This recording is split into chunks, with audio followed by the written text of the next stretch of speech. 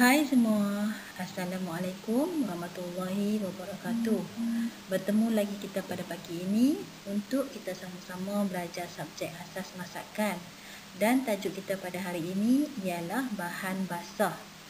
Minggu lepas kita telah belajar tentang bahan kering. Okey, jadi hari ini kita akan belajar tentang bahan basah pula. Jadi bahan kering dan bahan basah ni adalah bahan-bahan asas yang kita guna dalam masakan kita. Okey, kalau tak ada salah satu, mungkin masakan kita akan rasa tak sedap. Okey, jadi cikgu harap semua anak murid cikgu berada dalam keadaan bersedia. Jom kita sama-sama belajar tentang apa itu bahan basah. Baik, sebelum cikgu cerita tentang apa itu bahan basah dalam masakan, kita lihat dulu kemahiran apa yang kita akan pelajari pada hari ini. Iaitu kemahiran 2.5, mengenal pasti, mengendali dan menyimpan bahan basah. 2.5.1, pengenalan bahan basah iaitu makna dan jenis. Jadi pada hari ini kita akan mengambil tahu dulu apa itu bahan basah.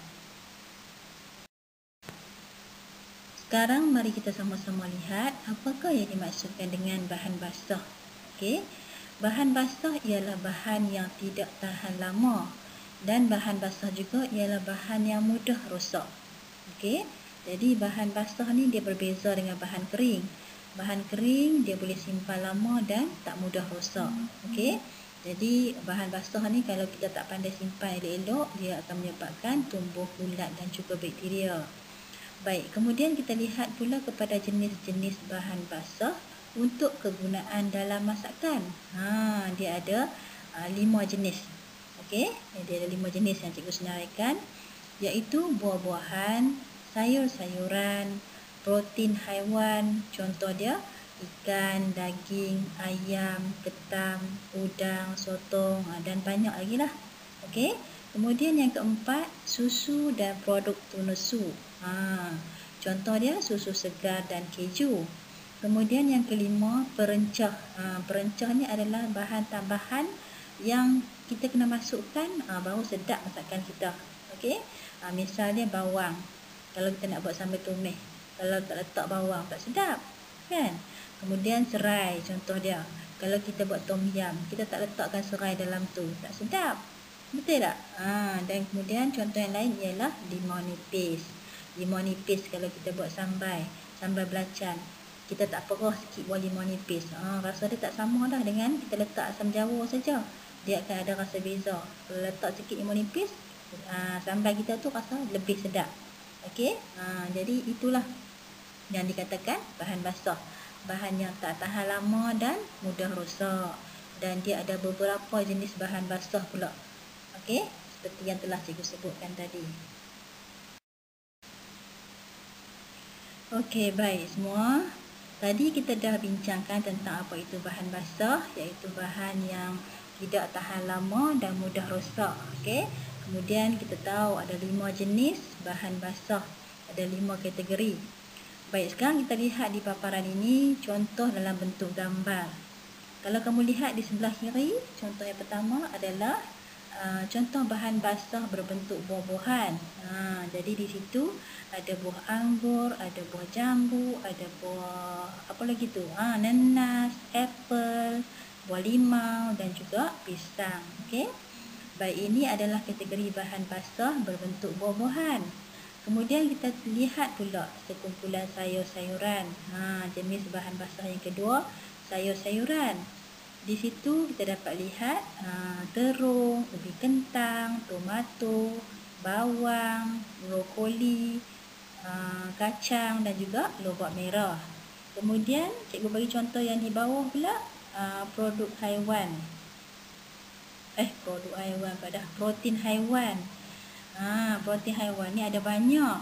Ada daging, ada ayam, ada sotong, ada ketam, kan?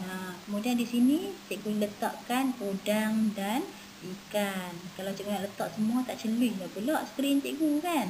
Jadi untuk protein haiwan ni cikgu pilih 2 je lah. Tunjuk dekat kamu gambar apa?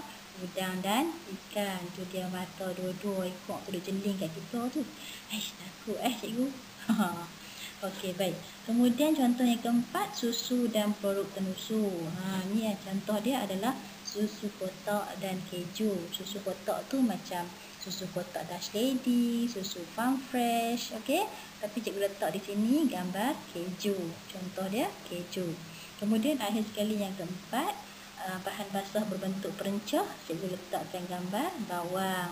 Bawang ni pula ada banyak kategori. Ada bawang merah, ada bawang putih, ada bawang Holland, ada bawang India. Banyak jenis bawang. Kita akan gunakan semua bahan-bahan ni untuk kita masak.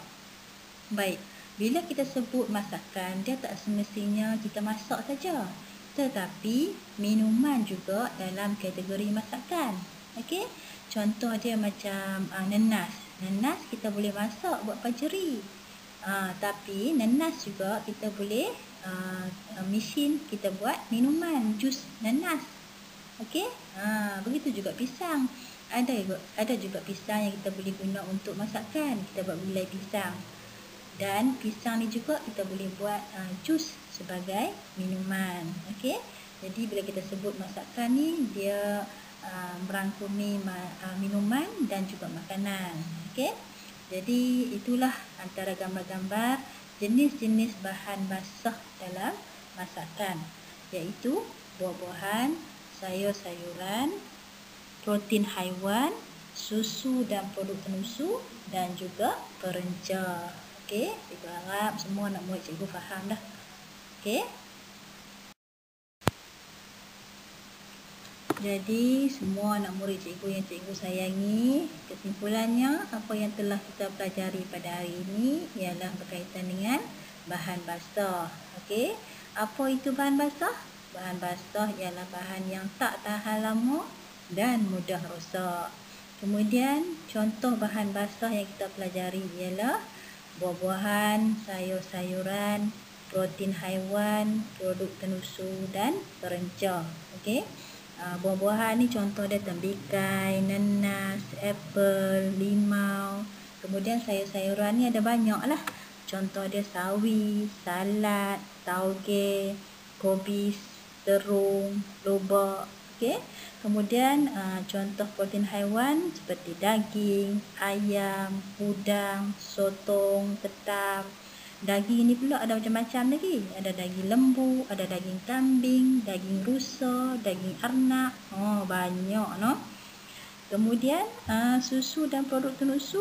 Contoh dia susu kotak dan juga keju. Dan akhir sekali, contoh bahan basah berbentuk perencah ni seperti bawang, serai, halia, limau nipis, lengkuas. Okey. Jadi kita perlukan bahan basah ni untuk kita buat masakan kita sebagai makanan ataupun minuman. Okey. Jadi cikgu harap semua anak murid cikgu telah faham. Kalau ada yang tak faham lagi, boleh hubungi cikgu. Okey, cikgu akan cerita lagi. Jadi sampai di sini dulu untuk hari ini. Cikgu ucapkan terima kasih untuk semua anak murid cikgu. Okey, sampai kita berjumpa lagi. Bye bye.